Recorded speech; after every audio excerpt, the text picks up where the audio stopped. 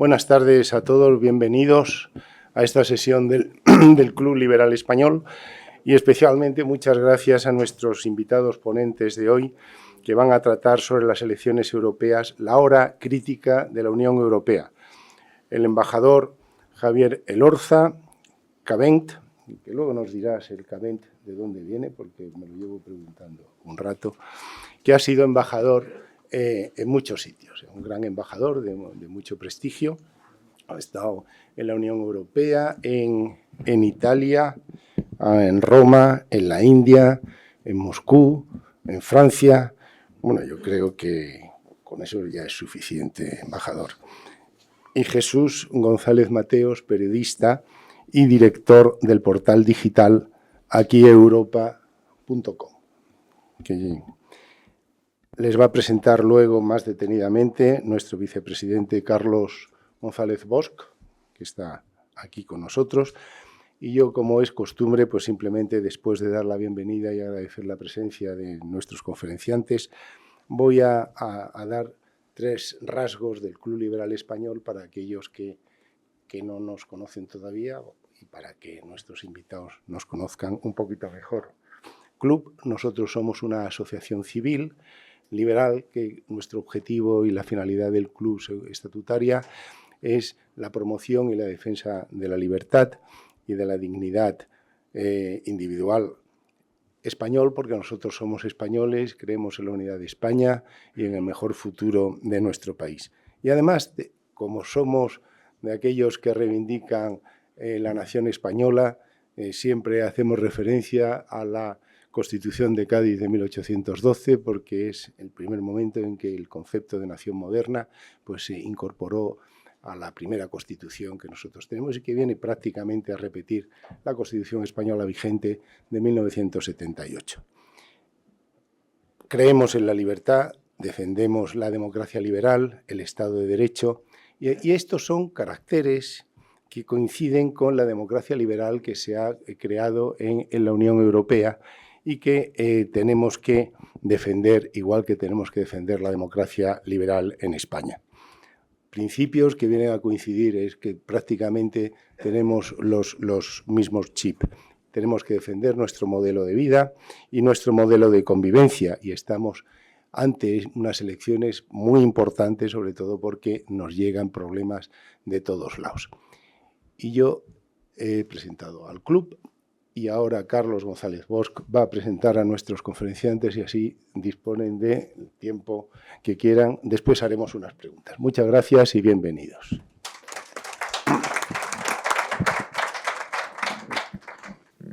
Gracias, presidente.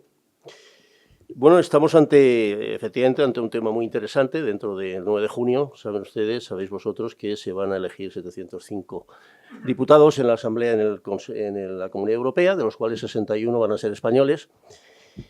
Y en una situación complicada de la Comunidad Europea, porque al margen de los problemas geopolíticos que supone el hecho de que la guerra de Ucrania pues, no se haya puesto en guardia de lo que puede ser un sistema defensivo que Europa no tiene, pero existen otros problemas derivados de la inmigración, derivados de los problemas agrícolas, derivados de la Agenda 2030, que es un tema muy interesante que seguro que el embajador y Jesús van a tocar porque existen ya diferencias entre los países europeos. Suecia ya dice claramente que ellos no pueden seguir el ritmo de cumplimiento del 2030. Y todo esto unido a que España pues, está utilizando la Comunidad Europea para poner en solfa algunos de los problemas internos que tiene. Sabéis que estamos en el tema de la amnistía, estamos en el tema del Consejo General del Poder Judicial. En definitiva, estas elecciones van a ser importantes por la correlación de fuerzas que puede cambiar. De hecho, yo creo que luego de esta conferencia pues tendremos un panorama un poco más claro de lo que puede ser eso, porque realmente creo que puede haber variaciones importantes y esas variaciones van a conllevar, lógicamente, toma de decisiones que podrían ser diferentes a las que ahora podíamos suponer. Y para eso pues hemos tenido la grata sorpresa de que estos dos señores han accedido a estar aquí en el Club Liberal para hablar de estos temas. El embajador Elorza es diplomático desde el año 71, efectivamente ha sido embajador en 4 o 5 países, como ha dicho el presidente, pero tiene sobre todo una trayectoria europea muy acendrada. Para que Nos imaginemos su trayectoria. Desde el año 87 al año 2000, Javier Elorza ha participado en todas las cumbres europeas en la delegación española. Ha sido embajador durante muchos años en Europa. Ha colaborado con gobiernos de distintos signos dentro de lo que ha sido nuestro país y realmente, pues, a mí me consta, porque lo he conocido, que en Europa es un hombre que tiene una imagen espectacular en cuanto a la defensa de los intereses de España. Y Jesús González Mateos es periodista, es licenciado en Ciencias Económicas. Lovaina también estudió Comunidades Europeas. Tiene el único digital en español, que en este momento se edita en la Comunidad Europea, y tiene una centrada trayectoria del mundo del periodismo. Ha sido jefe de economía del diario El País, director y presidente de Europa Press, y luego pues se ha dedicado a tener actividades privadas y empresas privadas, de las cuales, bueno, pues tiene una enorme experiencia en el mundo periodístico y un conocimiento muy profundo de lo que es la realidad de Europa desde el punto de vista de la información. Con lo cual yo creo, presidente, que tenemos dos magníficos ponentes, dos brillantes ponentes, a los que tenemos que dar ya la palabra, porque seguro que nos van a ilustrar de una forma muy importante sobre lo que nosotros queremos conocer de lo que es el futuro de estas próximas elecciones.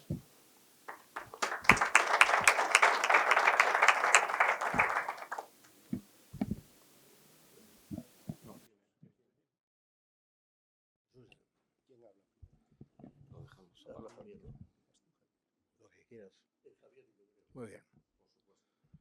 Bueno, gracias al Cruz Liberal por haberme invitado. Es un placer tener a gente civilizada enfrente, que no siempre es fácil, y poder hablar con bastante libertad, que es lo que suelo hacer, y más desde que estoy jubilado, claro. No hay forma humana de callarme si pienso algo. Mi apellido viene de los Grisones, que es una región ignota de Suiza, bastante asilvestrada, y que tienen fama de ser los vascos de los suizos. Como mi otro apellido es vasco, pues es vasco español y vasco suizo, que es una mezcla ligeramente divertida. Bien, el tema que nos ocupa hoy es muy preocupante, porque la situación en la Unión Europea es realmente muy especial. Hay dos grandes países que están acostumbrados a hacer lo que quieren normalmente, pero que en esta ocasión han superado con creces todos los límites que normalmente le imponían. Países como el Reino Unido, como nosotros, como el Benelux, ahora están acostumbrados, Francia y Alemania, a dictar lo que desean, y generalmente suele funcionar. Les han salido respondones unos países del este que tienen sus temas muy peculiares, pero en el resto del panorama hacemos lo que quiere la pareja franco-alemana. Y en este momento la pelota está muerta, no hay partido, pero este año el partido va a ser muy fuerte y muy decisivo. Me quiero remontar a unos meses antes, en el verano. En el verano, por presión de los alemanes sobre todo, porque tienen el gobierno semáforo y tienen a liberales y a verdes, que son muy proeuropeos, esos dos partidos alemanes lo que quieren es entregarse a Europa para no resucitar sus viejos demonios, y consideran que Europa les va a impedir resucitar esos viejos demonios. Y son muy, muy europeístas, a diferencia de Francia, que guarda siempre ese sentido estatal en el alma y que no suelta, ni soltará nunca. Y hace unos meses se constató que todas las vías que se habían abierto para reformar los tratados hace un año y pico se habían cerrado.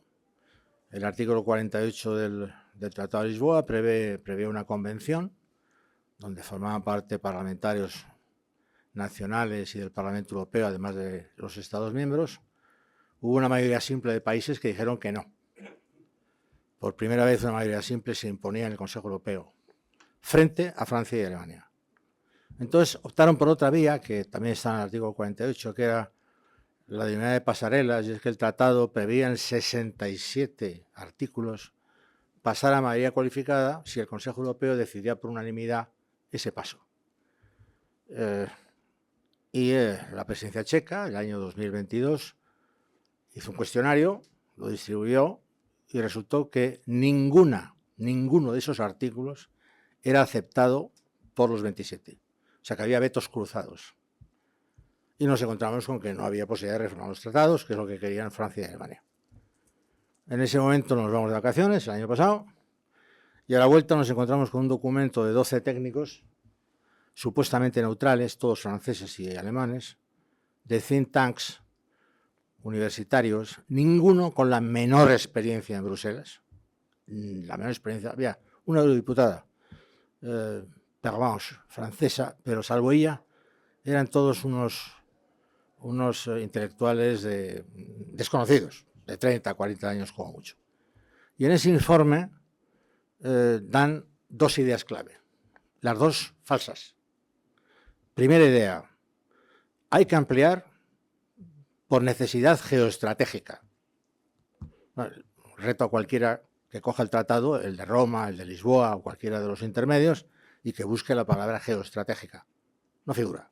Es un concepto ajeno al derecho comunitario, pertenece a una política muy especial o a un concepto de defensa que no tiene lugar en el texto jurídico del tratado.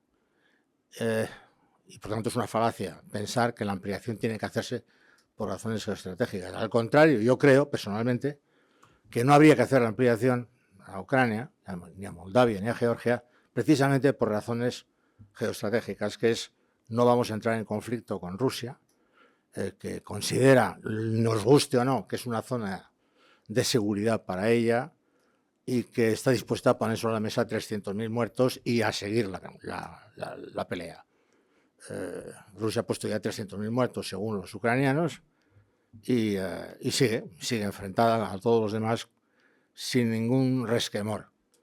Y por tanto el considerar que tenemos que ampliarnos a Ucrania es a mi juicio una decisión equivocada en estos momentos. La segunda idea fuerza es que hay que hacer unas reformas previas a la ampliación. Esto es falso también. El Tratado de Lisboa prevé que la Comisión tenga 2/3 de comisarios sobre los Estados miembros, 2/3, es decir, menos comisarios que Estados miembros. Y en Irlanda consiguió forzar en su día que hubiera un comisario por Estado miembro. La pequeña Irlanda forzó a todos a tragarse un comisario por Estado miembro. Pero podríamos pasar a 2/3 perfectamente, o a una cifra inferior. En el Parlamento Europeo, por cualquier decisión del Consejo Europeo a propuesta del Parlamento Europeo, se puede modificar el número de diputados, siempre que se mantengan las reglas 6 mínimo, 96 máximo y mayoría de población decreciente, una regla que te puede dar lugar a muchos guarismos y a muchas combinaciones. Y en el Consejo hay una mayoría doble, estados, 55% de los estados, y población, 65%. Que da igual los miembros que haya, son dos guarismos que son independientes del número de estados. Lo importante es la población. O sea que no hay ninguna razón institucional para hacer ninguna reforma, de ninguna manera. Pero, ¿qué quieren Francia y Alemania? Pues lo que quieren es hacer una reforma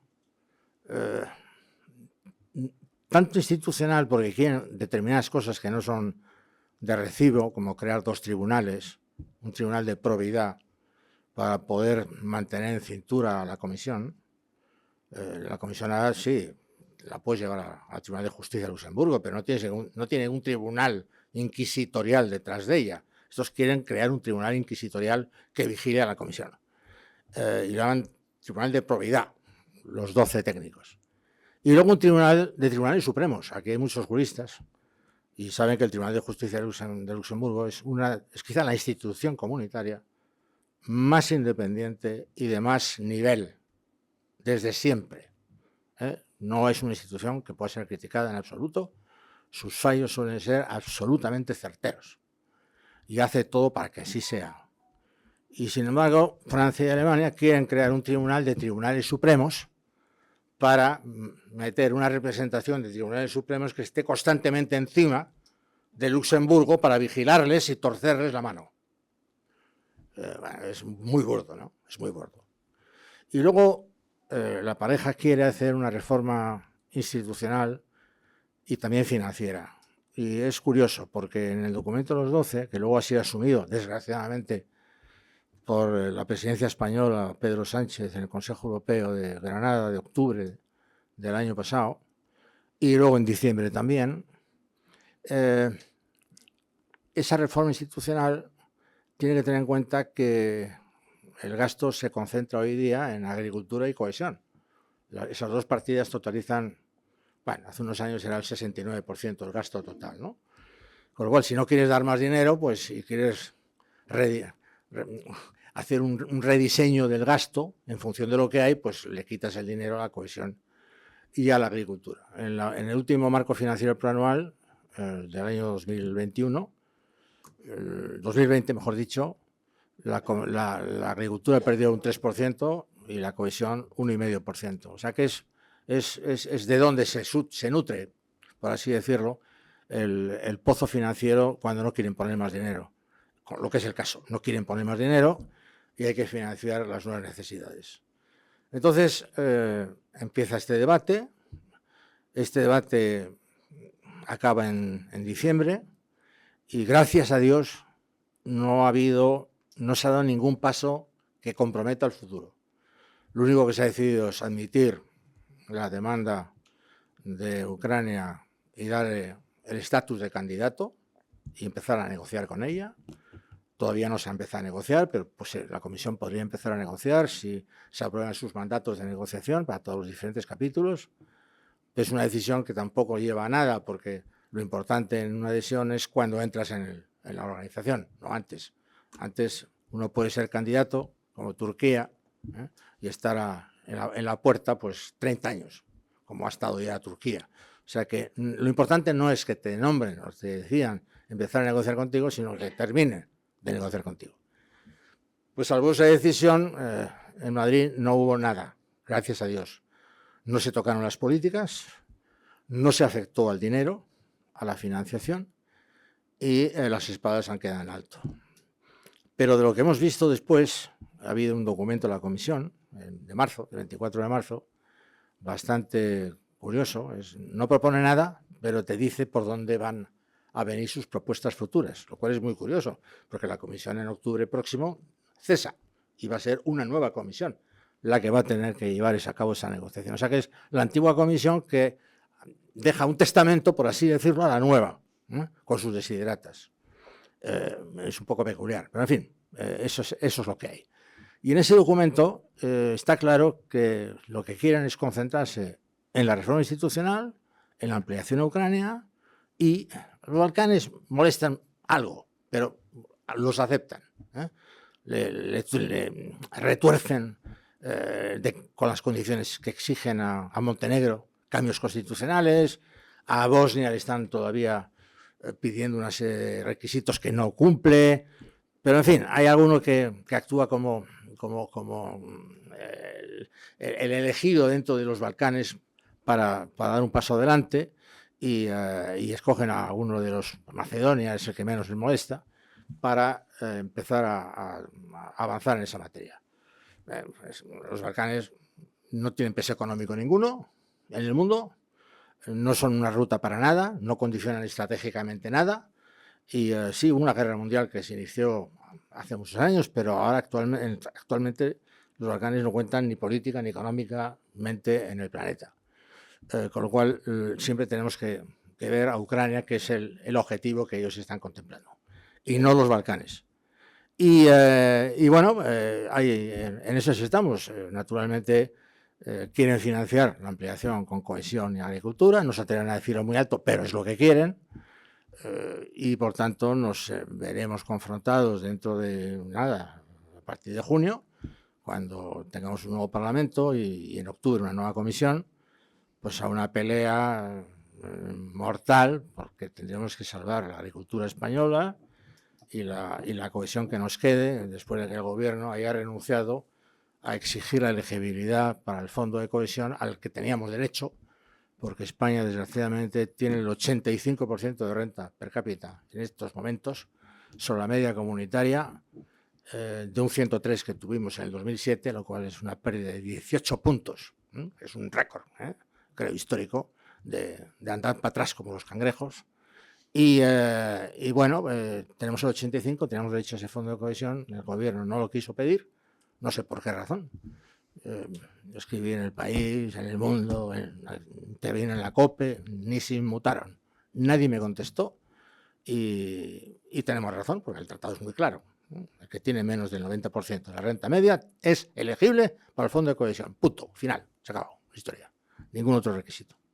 Bien, entonces, ese documento anuncia, por tanto, una bronca financiera, una bronca con nuestra agricultura y el tema de Ucrania. El tema de Ucrania es realmente muy espectacular, muy espectacular.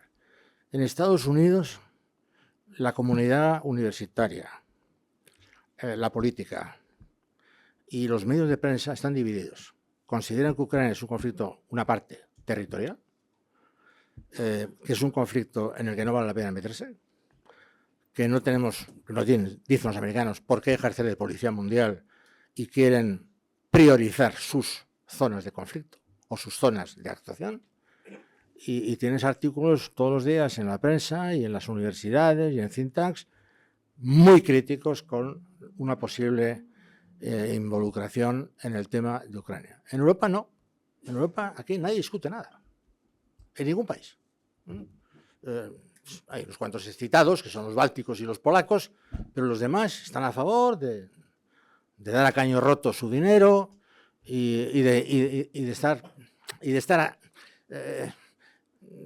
yendo a una subasta de qué medios militares ofrecen a los ucranianos para que no sean derrotados, rozando los límites de lo que Putin y Rusia aceptaría. El salto al F-16 fue significativo y luego ha habido una serie de misiles que gracias a Dios han parado, porque eran misiles de largo alcance y podían llegar muy lejos en Rusia. Y lo pararon, ¿no? Gracias a Alemania, que no se atrevió. Los alemanes conocen a los rusos mejor que otros muchos, desgraciadamente para ellos. Y bueno, ahí tenemos este asunto. Nadie se atreve a hablar en contra de la situación en la que estamos y todo el mundo sabe que para Rusia Europa no cuenta. O sea, para Rusia la opinión europea sobre el tema ucraniano es irrelevante. Si llega a una paz en el tema ucraniano o a una solución, o bien lo impondrá ella con un conflicto congelado, o bien, de la cual es experta, o bien hará un pacto con los americanos, ¿no? Después de las elecciones. Pero jamás con Bruselas. En Bruselas, yo decía a Jesús un día, en plan de broma, es que han dibujado la jaula en la que van a meter a Putin, en el Tribunal de Justicia de Luxemburgo, en el Tribunal de Justicia de La Haya. Es un poco fuerte, ¿no? Es un poco fuerte. Conociendo a los rusos y su sensibilidad, y tener ese tipo de diálogo en países como Europa, que siempre han tenido una propensión a ser soft power, a ser dialogantes, a buscar siempre solucionar los problemas más que a confrontar los problemas, ¿no? Y nuestra propia historia como Unión Europea es eso, ha sido siempre una organización que ha intentado suavizar, arreglar, comprometer y buscar soluciones en lugar de buscar conflictos. Pero en fin, eso es lo que tenemos. O sea que tenemos, por un lado, una negociación en perspectiva que va a afectar a temas fundamentales para España, como la agricultura, la financiación. Un tema con Ucrania falso, pues que no somos ni la solución, ni podemos contribuir a resolver el problema de una manera razonable, porque para Rusia no contamos, ni contaremos en este tema. Y todos estos temas están encima de la mesa y, desgraciadamente, tenemos una presidencia, que es la belga, que son maravillosos porque son un país fundador, son los maestros en el arte del compromiso, pero tiene una pequeña debilidad y es que pactan consigo mismo y con el diablo. Es decir, os voy a dar un ejemplo. Cuando terminamos el Tratado de Niza, los alemanes estaban muy enfadados porque consideraban que los votos que les habían dado, que eran los mismos que los otros tres grandes, eran poco. Ellos querían más votos, en lugar de los 29, querían 33 o 34, no lo consiguieron. Chirac se empeñó, Jospin aceptaba, Chirac dijo que no, y exigieron una declaración aneja al tratado, que era la número 23, donde pusieron las cosas que ellos querían resolver para ratificar el Tratado de Niza. Y eran 4 temas. Los belgas en su presidencia, que vino después, convirtieron esas 4 cuestiones en 130. En Laeken, las conclusiones de Laeken se pronuncian sobre 130 problemas del Tratado de Niza.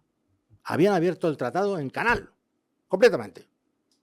Y me temo que ahora, aunque el Parlamento Europeo no les va a dejar, pero es que el Parlamento Europeo no cuenta en los consejos europeos, no tiene ninguna fuerza, que si es por los belgas, la presidencia belga nos va a meter todos los problemas antes de que estas elecciones tengan lugar, incluso de que tengamos un nuevo Parlamento y una nueva comisión, ¿no?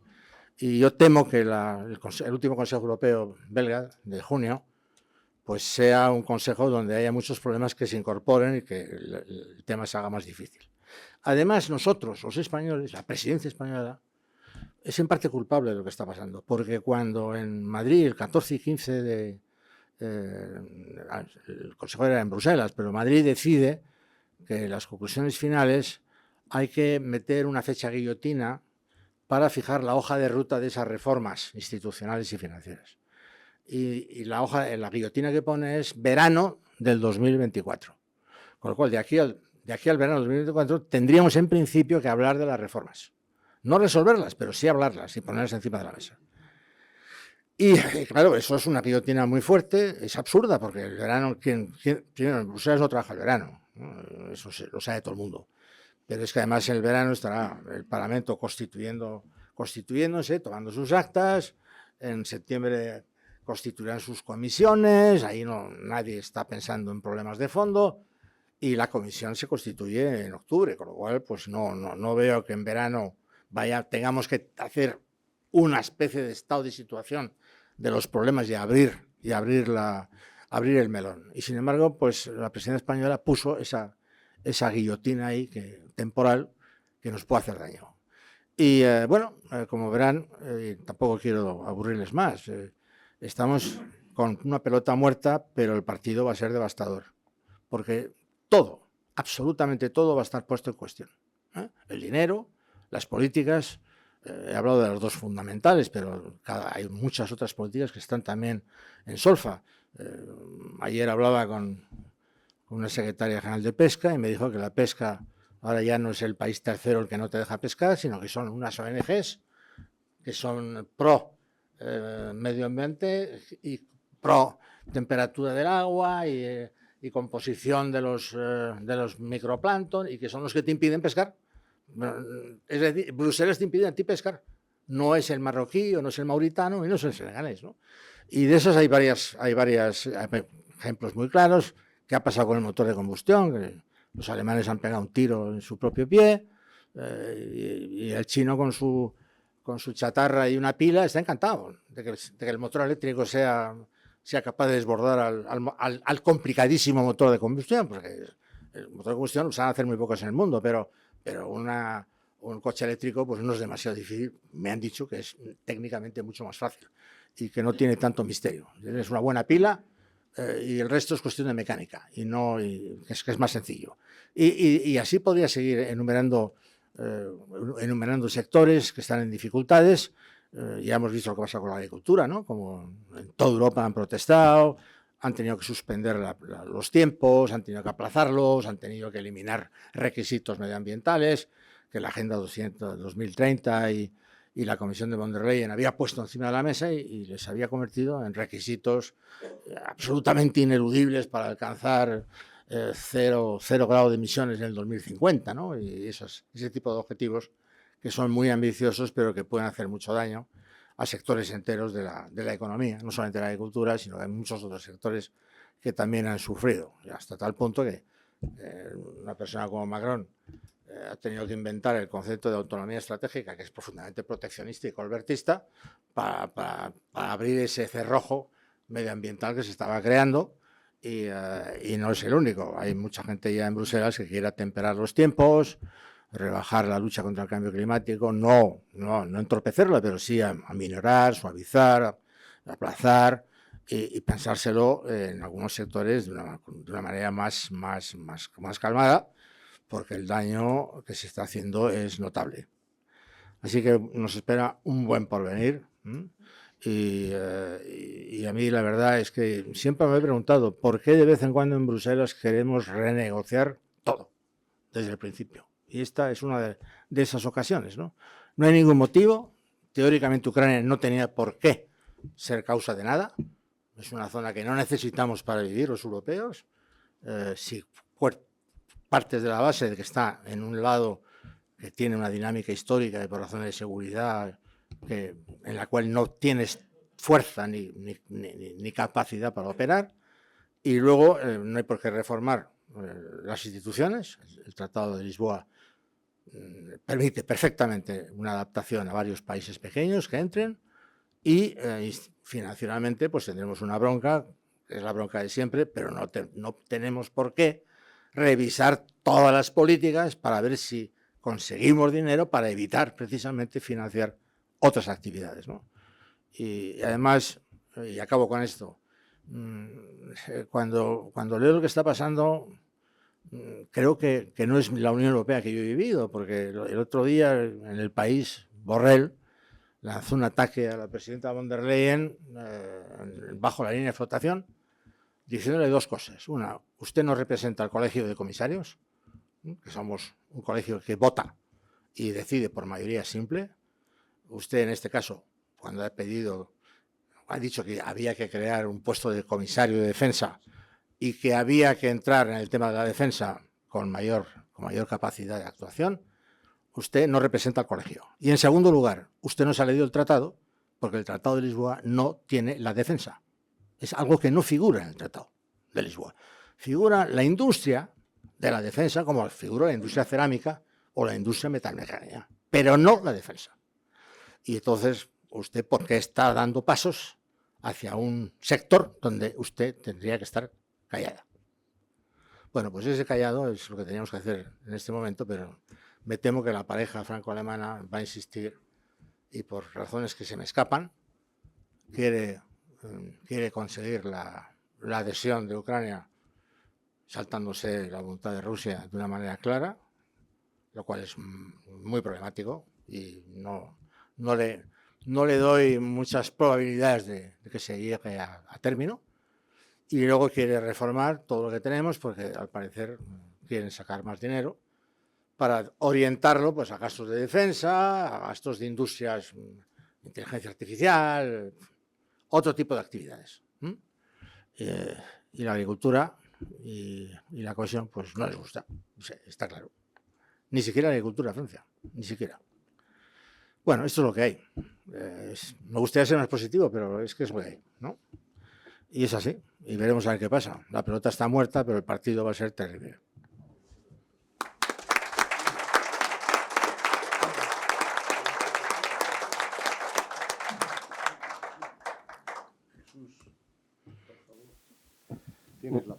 Muchas gracias, presidente. Muchas gracias, vicepresidente, querido Carlos. Ha dicho el embajador Elorza que es un placer el poder hablar con gente civilizada.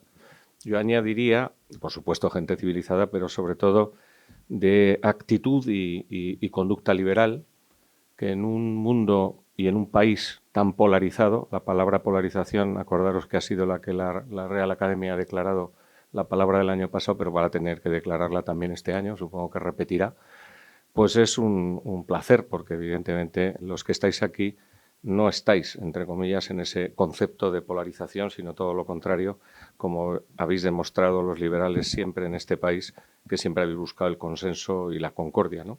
Por lo tanto, primer placer. Segundo placer es el hacerlo en este hotel.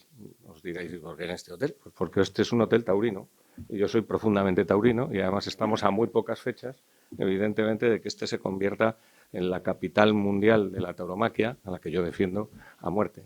Y este señor también lo defendió. En Bruselas tuvo que defenderlo. O sea, que decir que los ataques vienen de atrás.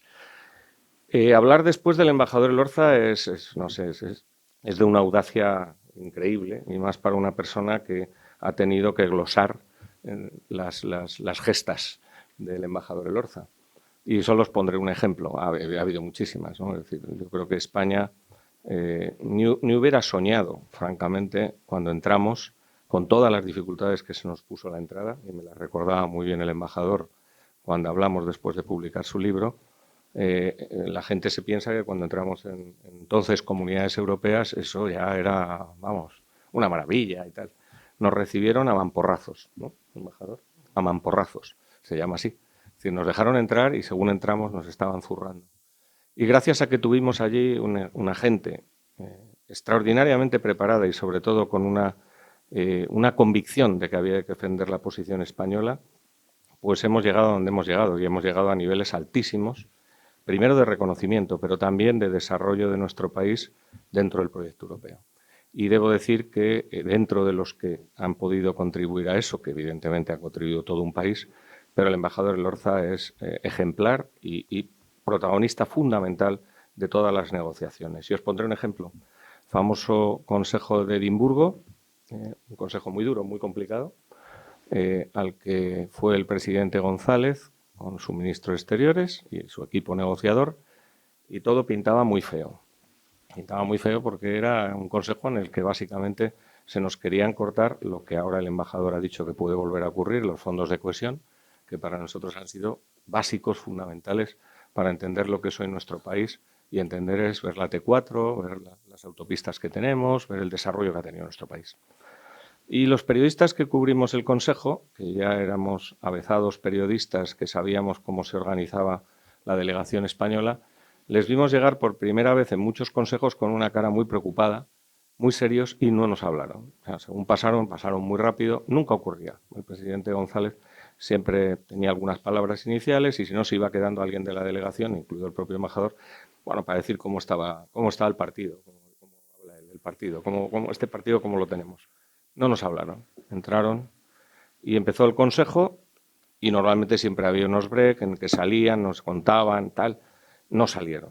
Entonces empezó a cundir el desánimo entre los periodistas españoles que vivíamos los consejos europeos exactamente igual que la delegación española. Debo decir que eso yo creo que ya es historia, porque no creo que ningún periodista juegue el partido como si fuera la camiseta suya, ¿no? Esto ya no existe en nuestro país.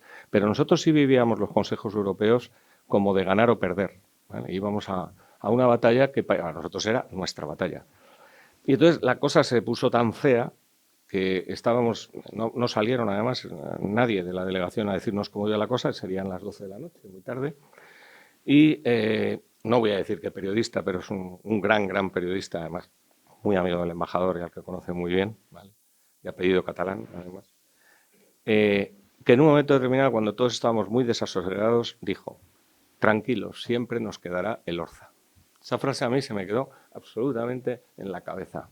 Bueno, pues fue uno de los grandes consejos victoriosos españoles. Salimos ganando tanto, que luego me ha contado el embajador cosas, que ya el presidente González no sabía qué más cosas pedir porque le iban a dar todo, ¿vale? Debo decir que con el presidente Aznar luego en Berlín, en Maastricht, en Niza y tal, nos ocurrió lo mismo. Es decir, pero da la casualidad que en todos esos consejos estaba este señor. Por lo tanto, hablar después del embajador Elorza es muy difícil. Lo primero que debo decir, muy complicado y muy osado. Pero bueno, como periodista, los periodistas somos muy osados y además vivimos de esa osadía, pues yo voy a intentar explicaros cómo veo la situación más en el ámbito político y de cómo pueden ser las elecciones europeas y qué panorama nos pueden dejar después de junio, ¿no? No, lo primero, y cogiendo un poquito el hilo que me ha dejado el embajador, sí que me gustaría decir cómo veo yo la situación de los países de la Unión, una mirada interior, ¿no? O sea, mirar un poco hacia adentro de cómo estamos, ¿no? Sí, evidentemente el motor de combustión del que hemos hablado, pues el motor de combustión de la Unión Europea es el eje franco-alemán, es evidente, ¿no? Ellos lo pusieron en marcha en gran medida y esto ha sido así desde que se fundó prácticamente y no podemos caer en el engaño. Es decir, el eje franco-alemán es clave, vital, porque ellos nos unieron, porque ellos nos desunieron en guerras fratricidas. Es decir, ellos provocaron 2 guerras mundiales y afortunadamente llegaron al consenso con otros países de la actual Unión Europea de crear una unión pacífica en donde esas guerras no se reprodujeran. Pero el eje franco-alemán sigue siendo el motor de la Unión y de la toma de decisiones. ¿Cómo está ese Eso funciona bastante bien cuando está equilibrado.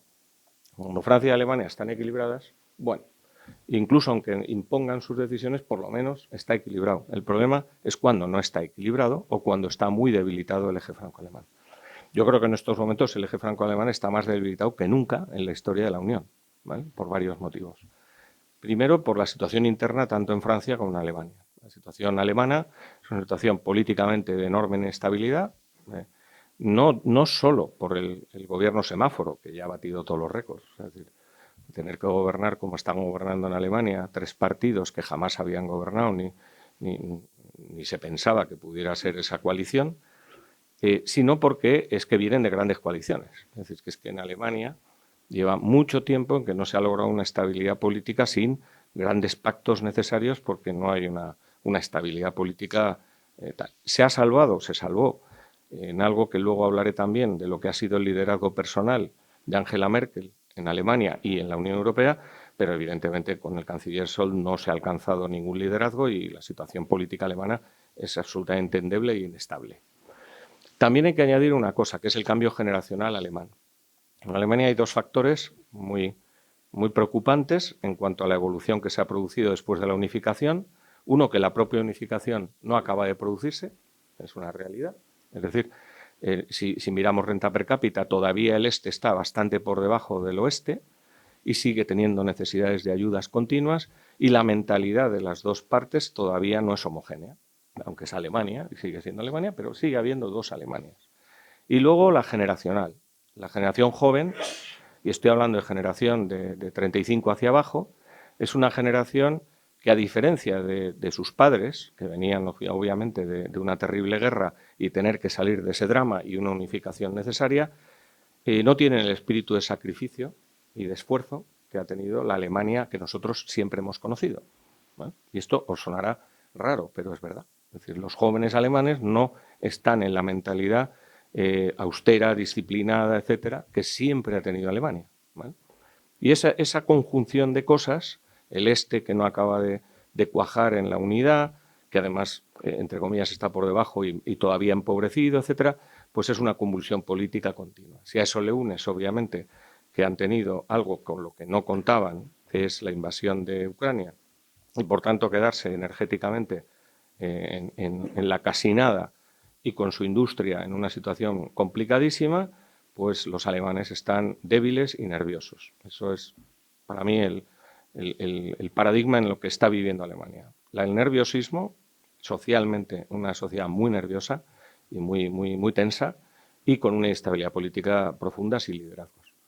Eso por un lado, que hasta hace poco no ocurría porque además estaba Angela Merkel y aunque tuvieran grandes coaliciones había un liderazgo y Alemania manejaba el eje franco-alemán mandando claramente. Francia. Bueno, pues en Francia tenemos un presidente de la República Francesa que fue presidente sin partido. O sea, no tengo que deciros más. O sea, el colmo. Bueno, pues fue presidente sin un partido político, ¿vale? Y tampoco ha sido capaz de crear un partido político siendo presidente de la República. Es decir, que en estos momentos su partido difícilmente se va a acercar en las elecciones europeas a Marine Le Pen, con lo cual lo más seguro es que ese partido, si no sale bien de estas elecciones, en las siguientes presidenciales hasta pueda desaparecer, ¿vale? Es decir, políticamente Francia está en una situación límite, con el Partido Socialista que parece que repunta en las europeas, pero cuasi desaparecido, con los republicanos difuminados y con un pseudopartido creado por Macron, que no acaba de cuajar evidentemente, y creciendo, obviamente, el partido de Marine Le Pen en cada elección, una detrás de otra, por muchos cinturones sanitarios que se intenten hacer. Esa es la realidad. Por lo tanto, si Alemania tiene inestabilidad política, Francia tiene mayor inestabilidad política, con un presidente Macron que no puede repetir, es decir, que tampoco pueden ya volver a enarbolar a Macron, tendrán que inventarse otro personaje, pero es muy difícil. Segundo, Francia, igual que os decía que hay 2 Alemanias que no acaban de cuajar en una, en Francia hay 2 Francias muy claras, la Francia elitista, la Francia élite, que es urbanita, que vive en las ciudades, y el resto, que es como una enorme masa proletaria que se siente absolutamente ultrajada, que nadie cuenta con ellos, no solo rural, sino las pequeñas ciudades, gente que considera que Francia está siendo gobernada por un poder económico y un poder político absolutamente elitista y fuera de lo que es la república, el concepto republicano, ¿vale? Y eso es un problema enorme, evidentemente. Más el tema multicultural y multirreligioso, o birreligioso, porque realmente la otra religión es la musulmana, que tampoco son capaces de ordenar y que es un problema continuo. Es decir, no de migración nueva, sino ya de generaciones migrantes francesas, que son franceses, pero que esa multiculturalidad la República no es capaz de hacer ese mestizaje. Con eso tienes una Francia en una situación también muy complicada. Esto explica también mucho de lo que el presidente Macron está haciendo con las posiciones que mantiene con el tema de Ucrania, Rusia, etcétera, unas debilidades internas que le hacen forzar su discurso europeísta, su discurso de defensa, etcétera, etcétera, por sus propias debilidades internas. El eje franco-alemán está muy débil, esa es la realidad. Bueno, dirías, vale, somos 27, pues perfecto, pues oye, ya hemos madurado, ya esto no es solo Francia y Alemania, y tocaría que otros países importantes históricamente y de peso, como somos nosotros y pueda ser Italia, tomaran, entre comillas, un protagonismo de reequilibrio de lo que ha sido un eje de dos a un cuadrilátero, por ejemplo, o, bueno, un triángulo, lo que queráis, ¿vale? Ya, pero es que nosotros estamos como estamos y no hace falta que ahondemos mucho, ¿vale? Para saber que somos perfectamente incapaces de jugar en estos momentos a nada en Bruselas, salvo eso, nuestras cuitas internas y que se busque la vida a alguien por Bruselas. Italia, de momento, no es un socio fiable. Ha dejado de serlo hace bastante tiempo y, aunque Meloni, luego podemos hablar, evidentemente, porque es pieza fundamental en lo que pueda pasar a partir de junio, aunque Meloni está jugando sus bazas y sus cartas y va hacia una cierta estabilidad política en Italia, no es una pieza, de momento no es una pieza fiable y tampoco ellos juegan a serlo. Lo que está jugando Italia es a colocarse en el tablero de la manera más provechosa posible, pero no pensando en una visión y un proyecto europeo, que nosotros sí podríamos tenerlo, porque además nosotros creo claramente que aportaríamos en estos momentos el territorio y la zona de influencia más importante que puede tener Europa en el mundo, que es América Latina, y que es la única que se parece de verdad a nosotros y en la que podríamos tener un desarrollo conjunto importantísimo. Pero nosotros ni estamos ni se espera, como digo. Por lo tanto, ¿qué tenemos? Una Europa absolutamente fragmentada, en donde los pequeños son capaces de mirar a los mayores y decirles no, pero con toda tranquilidad, porque han visto que los mayores no mandan o no saben mandar o no saben cómo mandar. Por tanto, una fragmentación tremenda en el Consejo Europeo hasta el punto eso de que Orbán, que es un país, la Hungría nos pondremos o nos pondremos, pero vamos, es un país que no pesa tampoco nada, ha sido capaz de volverles locos en los últimos 6 meses, hasta que le han doblado un poco el pulso, lógicamente, porque al final te lo doblan, pero vamos, que les ha tenido 6 meses que no dormían en los consejos europeos, es decir, que es que no se iban a la cama, entre comillas, porque no aprobaban las decisiones. O sea, los 55.000 famosos millones de euros que le quieren dar a Ucrania en ayudas, pues este dijo que no, y le estuvo sin dormir. Hombre, que Hungría te llegas a esas situaciones es porque la fragmentación y la falta de mando es total. Eso por un lado. Segundo, nosotros hemos salido del Tratado de Lisboa, que es un tratado que yo ahí estoy totalmente de acuerdo con el embajador Elorza en su opinión, que es un engendro, que es un intento de recuperación de la Constitución Europea, que como sabéis fue fusilado al amanecer por los franceses y los holandeses votando que no, dijeron que no a la Constitución, pues. Pero se hizo un tratado que es un tratado intentando recomponer todo lo que había, pero que es un engendro, entre comillas. Es decir, primero, porque crea el Consejo Europeo. Es decir, ya teníamos el Consejo de Ministros y tal, ahora se crea el Consejo Europeo. Por tanto, tenemos 3 organismos que van a los llamados trílogos, que son diálogos a 3, que eso es complicadísimo, que complica muchísimo las cosas, y 2, porque le da un poder mayor al Parlamento Europeo, cosa que como legitimidad democrática podemos estar de acuerdo, pero que el Parlamento Europeo se lo ha tomado, no os imagináis de qué manera, vamos. Es decir, el Parlamento Europeo ahora mismo es, aparte de un circo y un nido de grillos, es capaz de montar cualquier lío y no sacar adelante ninguna decisión y bloquear cualquier tipo de decisiones. Eso ha complicado muchísimo la gobernanza, es decir, cada día es más complicado sacar adelante una ley europea con los trílogos, el famoso diálogo entre la Comisión, el Parlamento y el Consejo, porque antes la Comisión era todopoderosa y ahora quiere parecer todopoderosa, pero no lo es. Esa es la realidad. Bueno, en estas estamos desde el punto de vista de situación y vamos a unas elecciones. Elecciones europeas. En España, por primera vez, no van a coincidir con elecciones municipales y autonómicas. Por lo tanto, solo vamos a hablar de Europa. Lo que pasa es que como estamos en gincana electoral, pues van a venir después de las vascas, las catalanas. Es decir, es una cosa tremenda, ¿no? A los que no están en la Comunidad Autónoma Vasca ni en Cataluña no tendrán que votar, pero estaremos hablando de elecciones pues ya desde ya hasta el 9 de junio, que es cuando se vota en España. El 6 se vota en Holanda, que es cuando empiezan las elecciones. Van a ser unas elecciones que solo, en teoría, por lo menos la campaña y tal, se va a hablar de eso. Es mentira. En España solo se va a hablar de España y de política española y de la mujer del presidente Sánchez y de Ayuso y de no sé qué. Es decir, de Europa no vamos a hablar nada. Eso lo tenemos muy claro. Por desgracia, no hablaremos nada, ¿vale? Bueno, de hecho, cuando hay elecciones generales, y voy a las últimas 2 elecciones generales, en unas elecciones en Alemania y en Francia, el centro del debate es Europa. Y de lo que se habla, y los candidatos hablan de Europa y de su visión europea. En las últimas elecciones y en las anteriores españolas, los debates electorales, tanto los cara a cara como los A27, porque tuvimos debates con 5 y todas esas cosas, no se dedicó ni un minuto a Europa. De eso no hablaron. Punto. Es una cosa surrealista, pero que en España ocurre. Por lo tanto, yo creo que no se va a hablar nada, pero sí se va a votar. Y son unas elecciones importantes desde el punto de vista europeo. ¿Cómo está la cosa? Bueno, el último sondeo que ha salido, que sondeo fiable a nivel europeo, que lo hace Euroelects y lo hace para un medio que se llama Euroactive, que es un medio importante en Bruselas, que tiene luego en cada país un medio de comunicación. La situación es la siguiente. Del entorno de 185 diputados el Partido Popular Europeo, que con casi total seguridad va a ganar las elecciones en Europa, eso seguro, en la Unión.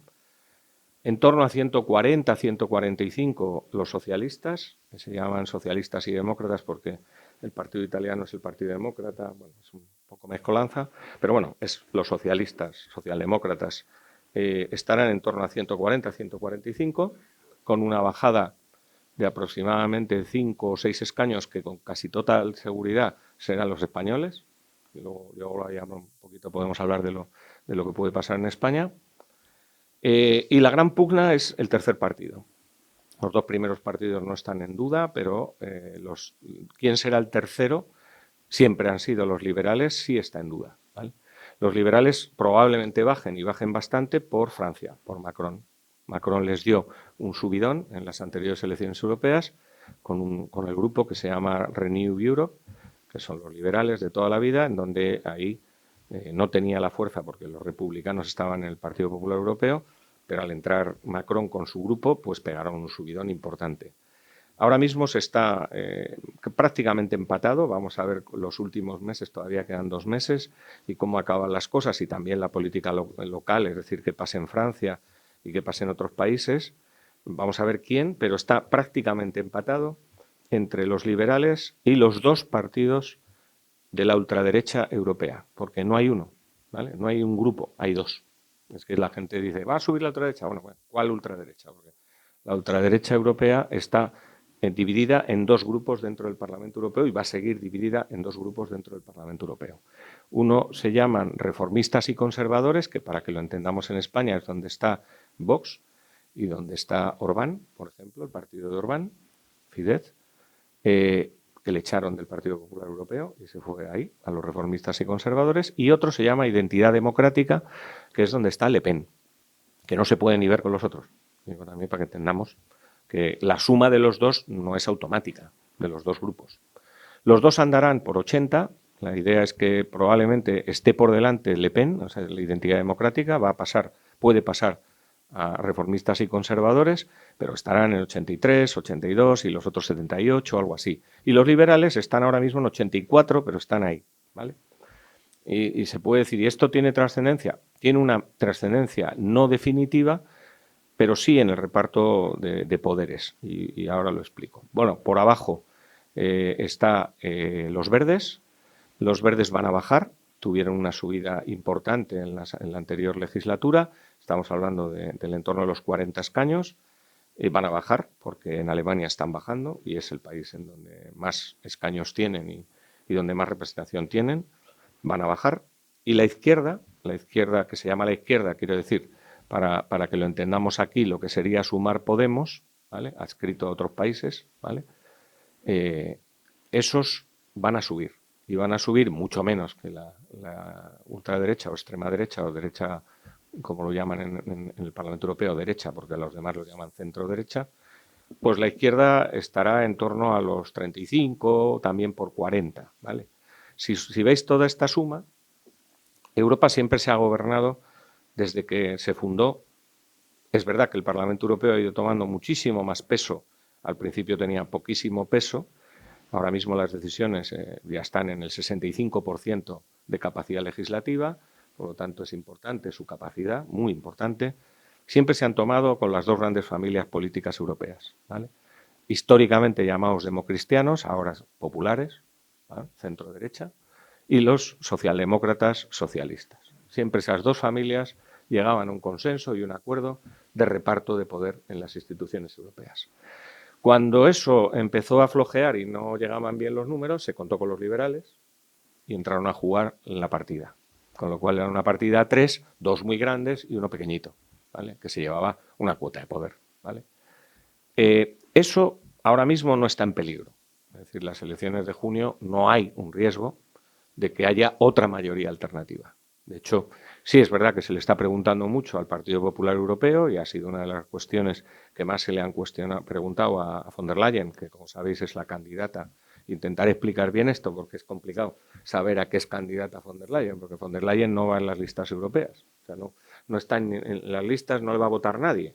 Pero los populares europeos la han elegido para que después pueda ser elegida presidenta de la Comisión Europea. Es su candidata para ser presidenta de la Comisión, ¿vale? Que es distinto a ser cabeza de lista en ninguno de los países. Ella no se presenta. Sí va a estar en los debates electorales, como el candidato socialista, que es Nicolas Schmit, que es otro comisario luxemburgués, y que va a estar en los debates, pero no se presentan a las elecciones. Después son los partidos los que dicen que este señor presida la comisión, ¿vale? Bueno, se le ha preguntado muchas veces a von der Leyen, aquí también en España, algunos representantes del Partido Popular, se les ha preguntado si cambiarían esas mayorías al subir, entre comillas, los partidos de derechas o extrema derecha, como lo queréis llamar, si estarían dispuestos a abrir la coalición y no contar con los socialistas, hablar con los liberales y con los 160 aproximadamente que va a haber en la otra parte de la derecha. Von der Leyen ha sido muy clara, ¿vale? Otra cosa es luego lo que pueda pasar o no pueda pasar, pero ha sido muy clara en que no, en ningún caso, va a ser presidenta de la Comisión apoyada en el voto en el Parlamento Europeo por partidos que ella llama populistas y que apoyan a enemigos externos de la Unión Europea. Eso quiere decir que Orbán, pues no, por tanto, reformistas conservadores no, y Le Pen no, tampoco, evidentemente, porque la considera eurófoba y contraria al proyecto europeo. Es decir, que en estos momentos lo que sabemos es que lo normal es que se reedite la actual mayoría, que no coalición, porque no es una coalición, es simplemente mayoría en la toma de decisiones entre populares, socialistas, socialdemócratas y liberales. Eso no parece que vaya a cambiar. Pero sí es cierto que la subida de voto, y sobre todo en Francia va a ser determinante, y lo que haga Italia, lo que haga Meloni, sí que va a tener que tenerse en cuenta, obviamente, porque van a llegar casi al 30% del voto, y hacer un cinturón sanitario a nivel europeo contra tantísimo voto que puede producir en la Unión Europea a posiciones como las que defienden los reformistas y conservadores, identidad democrática, pues yo creo que complicaría enormemente la toma de decisiones a futuro en los próximos 5 años. Hay que entender que una legislatura europea es de 5 años, no de 4, es de 5, ¿vale? Para intentar eso, que los periodos electorales, solo la República Francesa tiene 5 y los demás son de 4, con lo cual se intenta traspasar los periodos electorales de los países. Bueno, resumiendo, yo creo que va a ganar el Partido Popular Europeo. El Partido Popular Europeo va a reafirmar en segundo mandato a Ursula von der Leyen como presidenta de la Comisión Europea.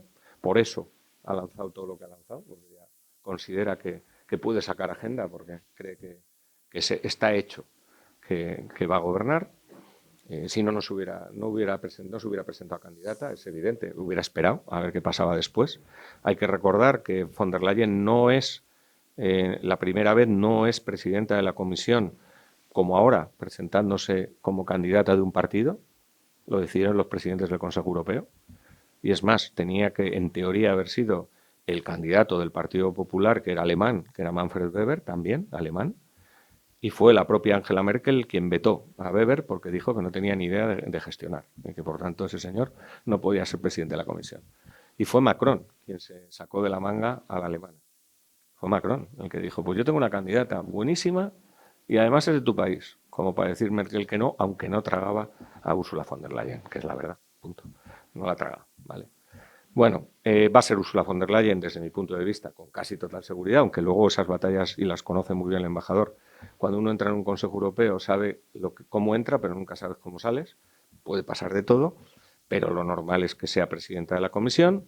Se repartirán entre 2 años y medio, como siempre, entre socialistas y populares el Parlamento Europeo, la presidencia del Parlamento Europeo y la mesa de vicepresidentes.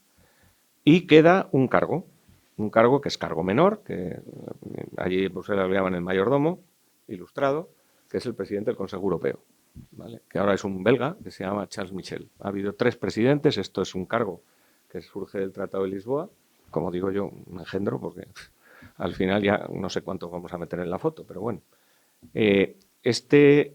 Ha habido 3, el primero fue un belga y el tercero un belga, o sea, 2 belgas, ¿vale?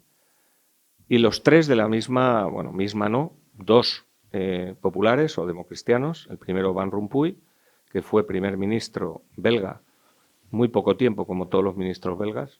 En Bélgica los primeros ministros duran 1 año y ya es un récord, ¿vale? Y es así, Bélgica, como ha dicho el embajador.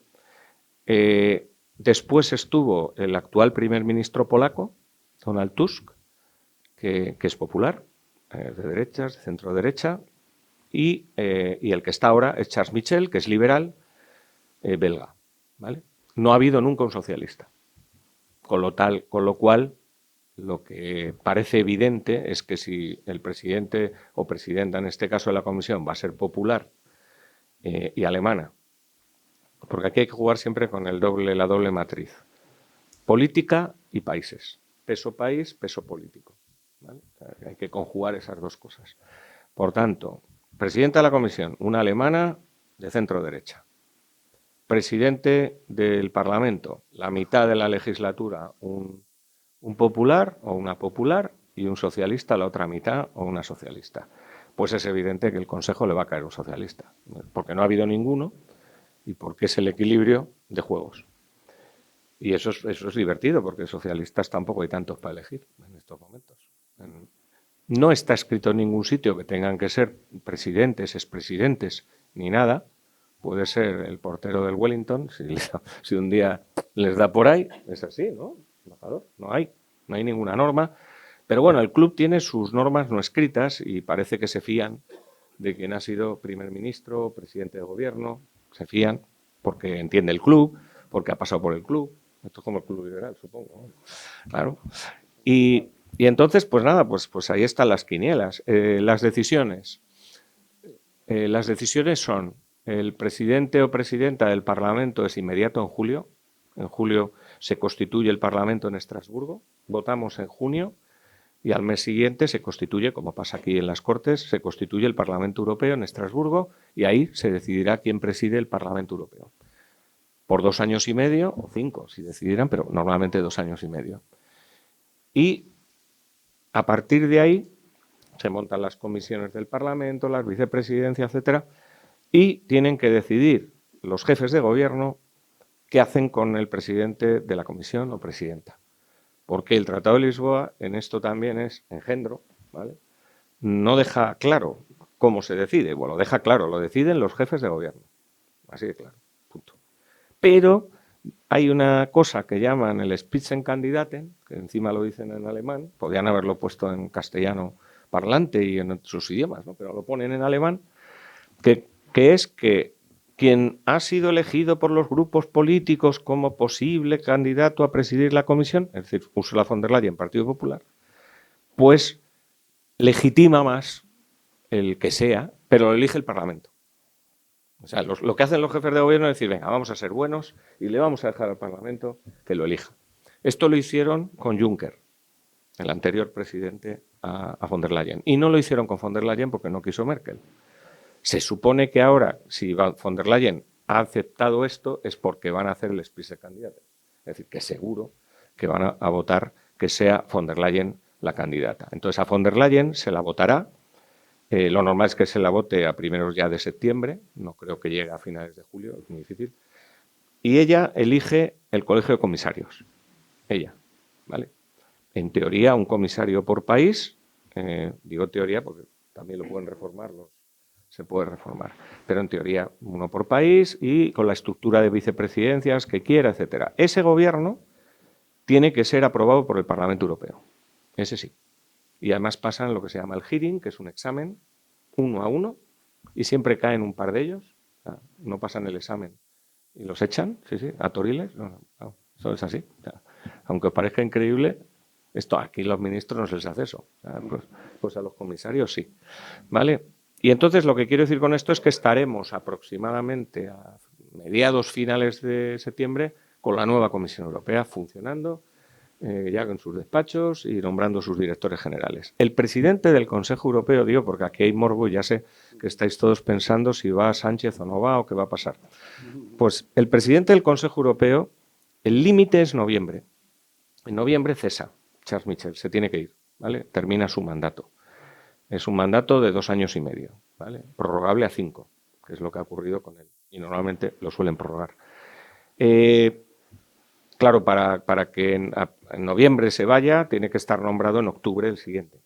Con lo cual, lo normal es que haya un consejo extraordinario, seguramente en octubre, a primeros, en donde los jefes de gobierno, pues esto sí lo eligen solo los jefes de gobierno, los 27, elijan el próximo presidente del Consejo Europeo.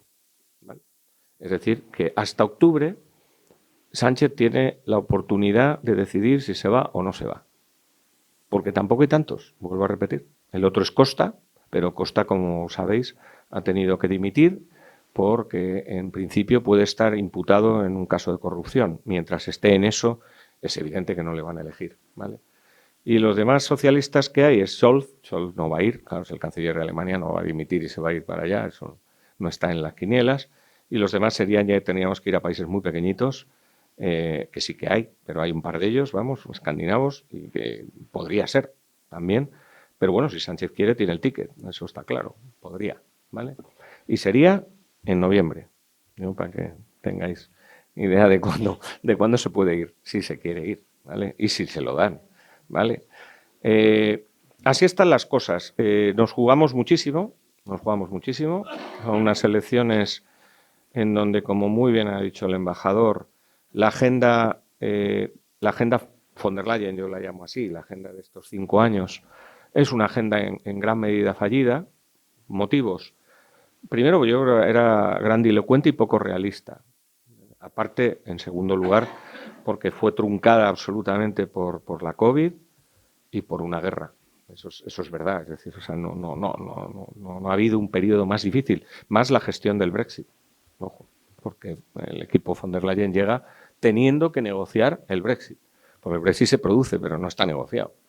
Con lo cual, pues ya era difícil. Pero es que yo creo que además, exacto, no fueron realistas desde el punto de vista de situación, de cómo estaban los países, los sectores. Y entonces pusieron una agenda encima de la mesa, eso, grandilocuente y muy poco realista, que ha ido dando pasos cangrejo hacia atrás y teniendo que recular en montones de cosas, pero dejando a los sectores afectados en una situación muy complicada. Por lo tanto, reagendar, que es lo que va a haber que hacer, es evidente. O sea, es imposible recoger la agenda actual, la tienen que reagendar. Va a ser costoso, difícil y con un Consejo Europeo muy fragmentado, como he dicho, con poco poder por parte de los que mandaban y han mandado siempre, con poco liderazgo personal, no hay después de Merkel ningún liderazgo personal, y por tanto una situación difícil de gestionar. En eso coincido totalmente con el embajador. Por eso es tan importante cómo se vote, a qué se vote, porque es verdad que el Parlamento tiene creciente poder y sobre todo va a ser determinante esa composición del Parlamento Europeo. Muchas gracias.